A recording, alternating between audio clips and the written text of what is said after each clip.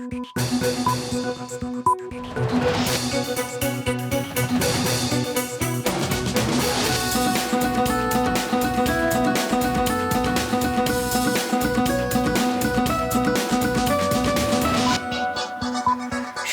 স্বাগত সন্ধ্যার মাছরাঙা সংবাদে। আপনাদের সঙ্গে আছে আমি ফারহানা পারভিন। শুরুতেই জানিয়ে দিচ্ছি গার্ডিয়ান লাইফ ইন্স্যুরেন্স সংবাদ শিরোনাম। মাইলস্টোন ট্র্যাজেডিতে নিহতদের সংখ্যা বেড়ে 32-এ পৌঁছেছে। দগ্ধ 44 জনের মধ্যে 13 জনের অবস্থা গুরুতর। আহতদের চিকিৎসা সহায়তা দিতে সিঙ্গাপুর থেকে এসেছেন 3 সদস্যের বিশেষজ্ঞ ডাক্তার এবং নার্স। নিহতদের সংখ্যা নিয়ে এখনও কাটছে না ধোঁয়াশা। হতাহতদের প্রকৃত সংখ্যা নিরূপণ এবং তাদের ও নিখোঁজদের তালিকা তৈরিতে কমিটি করেছে স্কুল কর্তৃপক্ষ। দেশের চলমান পরিস্থিতি নিয়ে আরও 13টি রাজনৈতিক দল এবং জোটের সঙ্গে আজ বৈঠক করেছেন প্রধান উপদেষ্টা। বিকেলে রাষ্ট্র অতিথি ভবন যমুনায় অনুষ্ঠিত ওই বৈঠকে ফ্যাসিবাদ বিরোধী দলগুলোর ঐক্য আরও দৃশ্যমান করার তাগিদ দেন প্রধান উপদেষ্টা। বিভিন্ন ইস্যুতে সরকারের দুর্বলতা তুলে ধরে আরও শক্ত হওয়ার তাগিদ দেন বিভিন্ন দলের প্রতিনিধিরা। কৌশলগত কারণে দলগুলোর নানা মতপার্থক্য তর্ক বিতর্ক থাকলেও ফ্যাসিবাদ বিরোধী ঐক্যের অভাব নাই বলেছেন বিএনপি মহাসচিব। সকালে ক্ষুদ্র জাতিগোষ্ঠীর প্রতিনিধিদের সঙ্গে বৈঠকের পর তিনি আরও বলেন, ফ্যাসিস্ট শক্তির উত্থানের প্রবণতা দেখা যাচ্ছে। এদিকে ফ্যাসিবাদ বিরোধী শক্তিকে ঐক্যবদ্ধ থাকার আহ্বান জানিয়েছেন জাতীয় নাগরিক পার্টির নেতারা। শুনছিলেন শিরোনাম, এবার বিস্তারিত। রাজধানীর উত্তরায় মাইলস্টোন স্কুল অ্যান্ড কলেজের বিমান বিধ্বস্তে আহতদের চিকিৎসা সহায়তা দিচ্ছেন সিঙ্গাপুর থেকে আসা একটি বিশেষজ্ঞ দল। গত রাতে একজনের মৃত্যুসহ নিহতদের সংখ্যা বেড়ে 32-এ পৌঁছেছে। স্বাস্থ্য অধিদপ্তর দুপুরে জানিয়েছে এ পর্যন্ত মৃতের সংখ্যা 29 জন। অথচ গতকাল আন্তঃবাহিনী জনসংযোগ পরিদপ্তর থেকে জানানো হয় এ সংখ্যা 31 জন। আরও জানাচ্ছেন মাহমুদুল হাসান। রাজধানীর উত্তরায় মাইলস্টোন স্কুল অ্যান্ড কলেজে প্রশিক্ষণ বিমান বিধ্বস্তে দগ্ধ 44 জনের চিকিৎসা চলছে জাতীয় বার্ন ও প্লাস্টিক সার্জারি ইনস্টিটিউটে। এদের মধ্যে 8 জনের অবস্থা আশঙ্কাজনক, গুরুতর 13 জন। রোগীর ধরন অনুযায়ী চিকিৎসা দেওয়া হচ্ছে। ভালনারেবিলিটি শুধু শিশু বা বয়স্কর জন্য না, অন্যান্য যে পয়েন্টগুলো অর্থাৎ বার্নের পার্সেন্টেজ কেমন, বার্নের থিকনেস কেমন, সাথে ইনহেলেশন ইনজুরি কেমন, এইগুলোর উপরে বেস করেই আমরা বার্নের এই সিভিয়ারিটিটা আসলে নির্ধারণ করে থাকি। সেই ক্যাটাগরির মধ্যে আমাদের আজকের যে ফাইনাল আউটকাম, সেটাতে ক্রিটিক্যাল পেশেন্ট আছে এই মুহূর্তে 8 জন, আর সিভিয়ার ক্যাটাগরিতে আমাদের পেশেন্ট আছে 13 জন, আর বাকি পেশেন্টগুলো আছে আরও 23, সেটা হচ্ছে ইন্টারমিডিয়েট ক্যাটাগরিতে। অর্থাৎ মোট 44 জন রোগী এই মুহূর্তে আমাদের ন্যাশনাল বার্ন ইনস্টিটিউটে আছে। আহতদের চিকিৎসা সহায়তা দিতে গত রাতেই সিঙ্গাপুর থেকে এসেছেন 3 সদস্যের বিশেষজ্ঞ ডাক্তার ও নার্স। সকালে জাতীয় বার্ন ও প্লাস্টিক সার্জারি ইনস্টিটিউটে বৈঠক করেন তারা। পরে রোগীদের দেখে তাদের মতামত দেন। বিকেলে সাংবাদিকদের এসব কথা জানান বার্ন ইনস্টিটিউটের পরিচালক। এই পেশেন্টগুলোকে ক্যাটাগরাইজ করি আমরা এই জন্য যে যাতে করে তাদের জন্য আমরা স্পেশাল ম্যানেজমেন্ট দিতে পারি। একদমই মানে এই পেশেন্টগুলোর পরিবর্তনটা ঘন্টায় ঘন্টায় হয়। এখন যে অবস্থায় আছে, 1 ঘন্টা পরে হয়তো পরিবর্তনটা আরও খারাপের দিকেও যেতে পারে, হয়তো স্ট্যাটিক থাকতে পারে, অথবা একটু ইমপ্রুভমেন্ট হতে পারে। বাইরে যাওয়ার জন্য এখন পর্যন্ত উনি কোনো কথা বলেননি। উনি ওই যে আমাদের পরামর্শ, এটা আমরা প্রতি 12 ঘন্টা পর পর অ্যাসেস করব। অ্যাসেস করে মোটামুটি একটা ধারণা আমরা সবাই মিলে নিচে আগামী 48 ঘন্টার আগে হয়তো এই ডিসিশনটা আমাদের পক্ষে কারোর পক্ষেই ফাইনালি বলাটা বোধ হয় সম্ভব হবে না। এদিকে বিমান দুর্ঘটনায় নিহতের সংখ্যা নিয়ে ধোঁয়াশা কাটছে না। গতকাল আইসপিআর জানিয়েছে নিহতের সংখ্যা 31 জন। তবে আজ স্বাস্থ্য মন্ত্রণালয়ের তথ্য দিয়ে প্রধান উপদেষ্টার প্রেস উইং জানিয়েছে এই সংখ্যা 29 জন। পর্যায়ক্রমে বিমান বিধ্বস্তে আহতের চিকিৎসা সহায়তা দিতে 4 সদস্যের বিশেষজ্ঞ ডাক্তার ও নার্স পাঠাচ্ছে ভারত সরকার। বিশ্বাস করি আপনারা। মাহমুদুল হাসান, মাছরাঙা সংবাদ, ঢাকা। উত্তরার মাইলস্টোন স্কুল অ্যান্ড কলেজ ক্যাম্পাসের সাংবাদিক এবং অভিভাবকদের আজ ঢুকতে দেয়নি কলেজ কর্তৃপক্ষ। ঢুকতে না পেরে ক্ষুব্ধ হয়ে ওঠে শোকে মুহ্যমান স্বজনরা। প্রতিটি শ্রেণীকক্ষে জরুরি বহির্গমন পথ তৈরির দাবি জানিয়েছেন অভিভাবকরা। আরও জানাচ্ছেন নিয়াজ মোর্শেদ। আগুনে পুড়ে হাসপাতালের বিছানায় কাতরাচ্ছে এক সন্তান। আরেক সন্তানকে সাথে নিয়ে স্কুলে এসেছেন বই খাতা ও স্কুল ব্যাগ সংগ্রহ করতে। কর্তৃপক্ষ তাকে SMS করে স্কুলে ডাকলেও ভিতরে ঢুকতে দিচ্ছেন না। আগুনে পোড়া সন্তানের জন্য দুশ্চিন্তা হচ্ছে, আবার চলেও যেতে পারছেন না।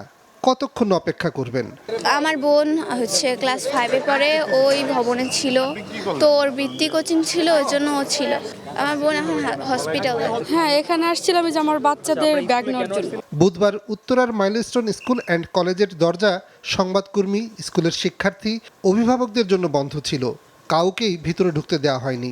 আমাদের অনেক স্যার ম্যাডামই বলতেছে যে তেমন মারা যায়নি, অল্প সংখ্যক মারা গেছে, কিন্তু আমাদের নিজের চোখের সামনে 25 থেকে 30 জন লাশ বের করছে আমাদের নিজের চোখের সামনে। একটা সাংবাদিক ঢুকতে পারে না, সকাল থেকে সাংবাদিক ঢুকতে দেন কেন? এখানে গুম করা হইতাছে লাস্ট। এরই মধ্যে কয়েকজন অভিভাবকও হাজির হন স্কুল গেটে। তারা চান শিক্ষকদের সাথে কথা বলতে। তাদের সন্তানরা সৌভাগ্যক্রমে বেঁচে গেছে, কিন্তু বন্ধুদের মৃত্যুতে হতবিহ্বল। তারা চাচ্ছিলেন শ্রেণী শিক্ষকদের সাথে কথা বললে সন্তানরা একটু স্বাভাবিক হবে, কিন্তু গেট খোলেনি। সেখানে দাঁড়িয়েই তারা সংস্কারের দাবি জানান। কোনো এমার্জেন্সি ডোর নাই। যদি এমার্জেন্সি ডোরগুলো থাকতো, সেকেন্ড অপশন থাকতো, তাহলে কিন্তু বাচ্চাগুলো পিছন দিয়ে বেরিয়ে যেতে পারতো। আজও সেখানে হাজির হন উৎসুক জনতা, কিন্তু ভেতরে ঢুকতে না পেরে শহীদদের স্মরণে টাঙানো ব্যানার ছিঁড়ে ফেলে ক্ষোভ প্রকাশ করেন। আমরা তো কোনো কিছু করতেই না, দেখতে দিব তো আমাদের, দেখতে দিব না কেন? বাসা অনেক দূরে, আমরা আসতে পারি নাই, আমরা তো দেখার জন্য আসি। বিমান বিধ্বস্তের ঘটনায় একটি তদন্ত কমিটি করেছে স্কুল কর্তৃপক্ষ। আগামী 3 কার্যদিবসের মধ্যে পূর্ণাঙ্গ প্রতিবেদন জমা দেবে এই কমিটি। নিয়াজ মোর্শেদ, মাছরাঙা সংবাদ, ঢাকা। দুরন্ত দুপুরে কলতানের গল্প ফেলে ছোট্ট পাখিরা এখন নিথর নীরব। যে পরিবার স্বজন হারায় তারাই জানে এর বেদনা কেমন। আর যদি তা হয় একসঙ্গে 3 জন, তখন সে বেদনার ভাষা কোনো কিছুতেই প্রকাশ করা যায় না। মাইলস্টোন ট্র্যাজেডিতে ছোট্ট 3 পাখিকে হারিয়ে দিশেহারা এমনই একটি পরিবার। দাউদ হাসানের রিপোর্ট। বিমানের অয়েলের গন্ধ আসছে।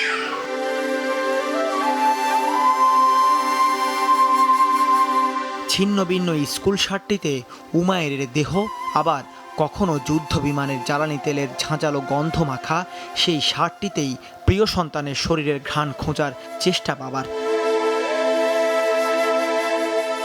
স্কুল শেষে ঘরে ফেরার কথা ছিল 3য় শ্রেণীর শিক্ষার্থী উমায়ের।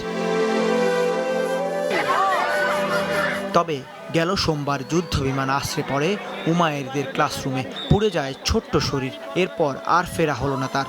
একমাত্র ছেলেকে হারিয়ে বাবার এই পাথর হয়ে যাওয়া চোখ জোড়াই বলে দেয় এ শোকের কোনো ভাষা নেই। আর পাওয়া যায় সামনে বসে সম্ভবত খাবার খাচ্ছিল। ক্লাস শেষ, কোচিংয়ে ক্লাস শুরু হবে, মাঝখান সময় আমার ছেলেটা আমার খাবার খাচ্ছিল, খেতেও পারে না। সাথে সাথে বিমান বাস্ট, ফুয়েল ফায়ার, জ্বলে গেছে সম্পূর্ণ। আমার ছেলের ফেস সম্পূর্ণ জ্বলে গেছে। ওই ঘটনায় প্রাণ যায় একই পরিবারের 3য় শ্রেণীর আরেক শিক্ষার্থী উমায়ের চাচাতো ভাই বাপ্পির। সন্তানের সাথে শেষ স্মৃতি মনে করতেই বাবার এমন গগন বিদারী আহাজারি। মা বাবার আদর মাখা কোমল শরীরে আগুনের সেই যন্ত্রণা যেন এখন পোড়াচ্ছে পুরো পরিবারকে। তুই দই খাইতে চাইছিস, তুই দই খা। কে জানে ওই দই জীবনের শেষ দই খাওয়া হইব। এত ভালোবাসত। স্কুলের আইডি কার্ড আর ব্যবহৃত জামা কাপড়গুলো মা বিথির জন্য ক্ষণিকের সান্ত্বনা মাত্র। মানুষ বলে যে মা নাকি দোয়া চাইলে মরণের ঘর তো বাচ্চা ফিরে আসে। সব ই পড়ো। আমি তো পরে সারা রাত্রে তো পড়ছি, ওই আমার ছেলে তো ফিরে আসলো না। এই পরিবারের প্রাণ হারানোর তালিকায় আরেক শিশু 4র্থ শ্রেণীর শিক্ষার্থী মাহিত হাসান আরিয়ান। মাহি তার বাপ্পি উমায়ের সম্পর্ক চাচা ভাতিজার হলেও কাছাকাছি বয়স হওয়ায় তারা ছিল বন্ধু, সহপাঠী, খেলার সাথী। দুদিন আগেও যে আঙিনায় একসঙ্গে খেলাধুলায় মেতে থাকতো এই শিশুরা, সেখানেই আজ পাশাপাশি কবরে ঘুমিয়ে আছে তারা।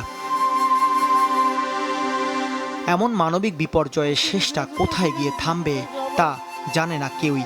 তবে হতাহতদের পরিবার জেনে গেছে এ শোক বাড়ি হবে আকাশ সমান। দাউদ হাসান, মাছরাঙা সংবাদ, ঢাকা।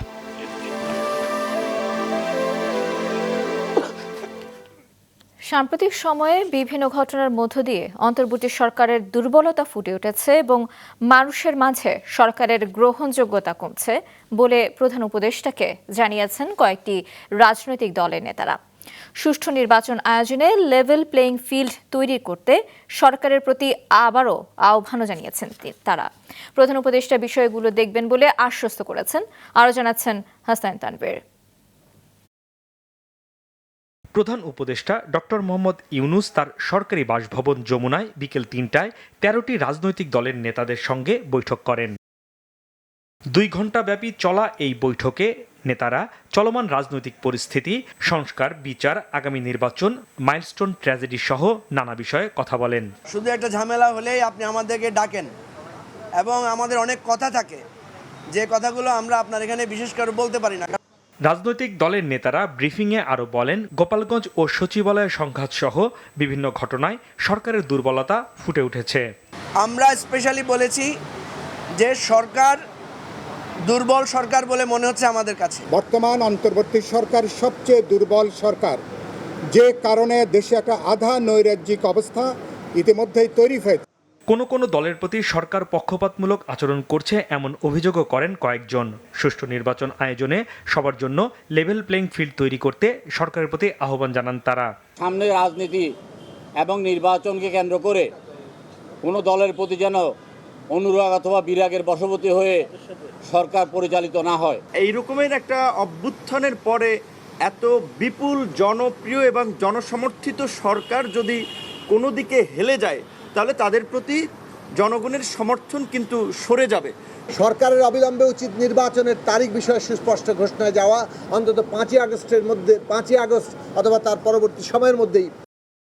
বৈঠক শেষে প্রধান উপদেষ্টার প্রেস সচিব শফিকুল আলম ফেসবুক স্ট্যাটাসে জানান, প্রধান উপদেষ্টা বলেছেন, পরাজিত শক্তির নানা ষড়যন্ত্র লক্ষ্য করা যাচ্ছে। রাজনৈতিক নেতাদের ফ্যাসিবাদ বিরোধী ঐক্য অটুট রাখার আহ্বান জানান তিনি। হাসনাইন তানভীর, মাছরাঙা সংবাদ, ঢাকা। ফেব্রুয়ারিতে নির্বাচন আয়োজনের ব্যাপারে অন্তর্বর্তী সরকারের সদিচ্ছার অভাব নেই বলে মনে করেন বিএনপি মহাসচিব। গতকাল প্রধান উপদেষ্টার সঙ্গে বৈঠকে বিএনপি বর্তমান সরকারকে সহযোগিতার আশ্বাস দিয়েছে বলেও জানান তিনি। সকালে গুলশান অফিসে এক অনুষ্ঠানে তিনি কথা বলেন। ফ্যাসিস্ট ইসলামী শক্তিকে যে পরাজিত করা হয়েছে, সেটা এই জুলাই আগস্ট মাসেই ওই শক্তির আবার উত্থানের একটা নমুনা দেখা মতো অবস্থা তৈরি হয়েছে। সর্বাত্মক সহযোগিতা করবার জন্য আমরা আলোচনা করেছি এবং একই সঙ্গে নির্বাচন প্রক্রিয়াকে দ্রুত করা, ত্বরান্বিত করা এবং ওনার যে প্রতিশ্রুত যে ফেব্রুয়ারির মাঝামাঝি সময়ে নির্বাচন দেওয়া হবে, এই ব্যাপারে ঘোষণা দিয়ে আপনার কোনো যেন আর অ্যাম্বিগুইটি না থাকে, অস্পষ্টতা না থাকে, সেই ব্যবস্থাটা না হচ্ছে, সেটা আমাদের তরফ থেকে আমরা সেটা বলে এসেছি। তিনি বলেছেন যে তিনি সেই ব্যবস্থাটা নেবেন। ফ্যাসিবাদ বিরোধী শক্তিকে ঐক্যবদ্ধ থাকার আহ্বান জানিয়েছেন জাতীয় নাগরিক পার্টির নেতারা। চাঁদপুরে এক পথসভায় এ কথা বলেন তারা। ব্যর্থতার দায়ে বেতন ভাতা ফেরত দিয়ে স্বাস্থ্য উপদেষ্টাকে পদত্যাগের আহ্বান জানান Hasnat Abdullah. Desk report. Milestone school and কলেজে বিমান বিধ্বস্তের ঘটনায় চলমান জুলাই পদযাত্রা ও পথসভা দুদিন স্থগিত রাখার পর আজ চাঁদপুরে দোয়া মোনাজাত ও শোক র্যালি করেছে এনসিপি। দুপুরে চাঁদপুর বাসস্ট্যান্ড এলাকায় পথসভায় শোক জানান দলটির নেতারা। এ সময় এনসিপির দক্ষিণাঞ্চলীয় মুখ্য সংগঠক হাসনাত আব্দুল্লাহ স্বাস্থ্য উপদেষ্টার কড়া সমালোচনা করে তাকে পদত্যাগের আহ্বান জানান। এই স্বাস্থ্য উপদেষ্টা কোনো কাজের না, উনি কিচ্ছু বুঝে না, উনি স্বাস্থ্য ব্যবস্থা বুঝে না, উনি চিকিৎসা বুঝে না, উনি ইনস্ট্রুমেন্টাল, ওনার কোনো নলেজ নাই। ওনার একমাত্র যোগ্যতা, উনি গ্রামীণ ব্যাংকে ছিল এবং ডক্টর মোহাম্মদ ইউনূসের উনি হচ্ছেন খুব কাছের মানুষ। এই স্বাস্থ্য উপদেষ্টার অনীতিবিলম্বে এই জনগণের যে টাকা পয়সা উনি বেতন দিছে, সেগুলো রাষ্ট্রদার কোষাগারে জমা দিয়ে ওনার অনতিবিলম্বে পদত্যাগ করা উচিত। পথসভায় এনসিপির কেন্দ্রীয় মুখ্য সমন্বয়ক নাসিরউদ্দিন পাটোয়ারি সহ অন্যান্য কেন্দ্রীয় নেতারা বক্তব্য রাখেন। দলমত নির্বিশেষে সবাইকে ফ্যাসিবাদের বিরুদ্ধে অবস্থান নেওয়ার আহ্বান জানান তারা। প্রিয় চট্টগ্রামবাসী, আপনারা সজাগ থাকতে হবে। ফ্যাসিবাদ বিরোধী রাজনৈতিক দলগুলোকে ঐক্যবদ্ধ থাকতে হবে। আমাদের অনেক মত থাকতে পারে, ফ্যাসিস্ট বিরোধী যারা লড়াই করেছি মত পার্থক্য থাকতে পারে, কিন্তু সেই সুযোগ নিয়ে আওয়ামী লীগ এবং তাদের দোষর আমাদের মধ্যে ঢুকে অরাজকতা তৈরি করবে, সেই সুযোগ আমরা এই বাংলাদেশে আর দিব না। বিকেলে কুমিল্লার শহীদ পরিবারের সাথে মতবিনিময় করেন এনসিপির নেতারা। পরে নগরীর টাউন হল মাঠে আয়োজিত পথসভায় নেতারা বলেন, আওয়ামী লীগ পুনর্বাসনের চেষ্টা মেনে নেওয়া হবে না। আমাদের প্রেস কনফারেন্সের কথা আমরা ভুলি নাই। হাসিনা দম্ভ করে বলেছিল কুমিল্লা নামের আগে যেহেতু কু রয়েছে, এই কুমিল্লার আমাদের ভাগ হবে না। আমরা হাসিনাকে উৎখাত করে আমরা আবার বলছি বিভাগ হবে, কুমিল্লা নামে বিভাগ হবে। পথসভা শেষে ব্রাহ্মণবাড়িয়ার উদ্দেশ্যে রওনা হন এনসিপির নেতারা। কাউসার আহমেদ, মাছরাঙা, নিউজ ডেস্ক। প্রধান নির্বাচন কমিশনার এবং অন্যান্য কমিশনারদের নিয়োগের বিষয়ে ঐকমত্যে পৌঁছেছে রাজনৈতিক দলগুলো। বিদ্যমান সংবিধানের 118 এক অনুচ্ছেদ সংশোধন করে একটি নতুন প্রস্তাব উত্থাপন করা হয়েছে। রাজধানীর ফরেন সার্ভিস একাডেমিতে জাতীয় ঐকমত্য কমিশনের 18তম দিনের আলোচনায় কমিশনের সহসভাপতি ডক্টর আলী রিয়াজ এ তথ্য জানান। স্পিকারের নেতৃত্বে 5 সদস্য বিশিষ্ট একটি বাছাই কমিটি প্রধান নির্বাচন কমিশনার সহ অন্যান্য নির্বাচন কমিশনারদের নিয়োগ দেবেন। মেয়াদ শেষ হওয়ার 90 দিন আগে পরবর্তী 5 বছরের জন্য নির্বাচন কমিশন নিয়োগের উদ্দেশ্যে সংসদে প্রণীত আইনে নির্ধারিত পদ্ধতিতে উপযুক্ত প্রার্থী অনুসন্ধান কার্যক্রম পরিচালনা করবেন। বাছাই কমিটির অন্যান্য সদস্যরা হবেন বিরোধী দলীয় ডেপুটি স্পিকার, প্রধানমন্ত্রী, বিরোধী দলের নেতা এবং প্রধান বিচারপতির প্রতিনিধি হিসেবে আপিল বিভাগের একজন বিচারপতি। খেলার খবর, 3 ম্যাচ সিরিজের তৃতীয় এবং শেষ টি-20তে কাল পাকিস্তানের মুখোমুখি হবে বাংলাদেশ। মিরপুরে ম্যাচ শুরু হবে সন্ধ্যা 6টায়।